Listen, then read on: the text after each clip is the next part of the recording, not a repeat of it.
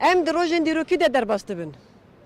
Li hemberî destkeftîn gelê Kurd, li hemberî destkeftîn azadî, roj bi roj dewlet êrişên xwe firêtir dike, êrişî xwe mestir dike.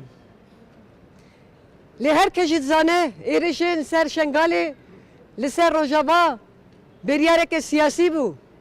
Li hemberî azadiya gelê Kurd bû. Li hemberî destkeftîn gelê Kurd bûn. Lê ev kesê ku biryar dane agadarî bi dewletên ku kirine, hêzên koalîsyonê, hêzên Başûrê Kurdistanê çi qasî pê agadar kiribin jî bira her kes baş bizanîbe. Ev êriş ne tenê li hemberî gelê Şengalê hate meşandin, hemberî civaka izdiya. Ev êriş ne li hemberî gelê me Rojava hate meşandin. Ev êriş li ser her çeperçê Kurdistanê hate meşandin.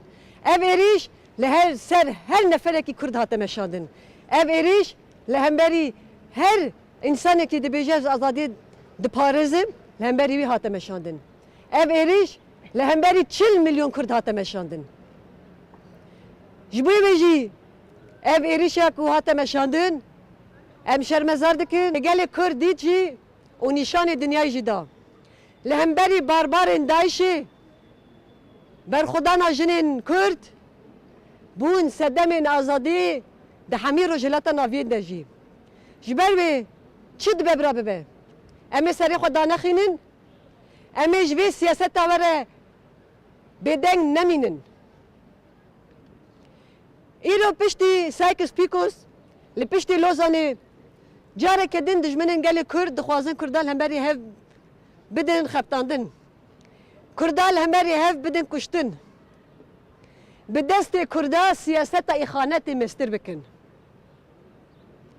Em wek Kurdistanî, wek gelê Amedê dixwazin mesaja xwe bidin. Li hemî partiyên Kurdistanî. Îro dem dema yekîtiyê, dem dema xwedî derketinê ye, dem dema tifaqê ye.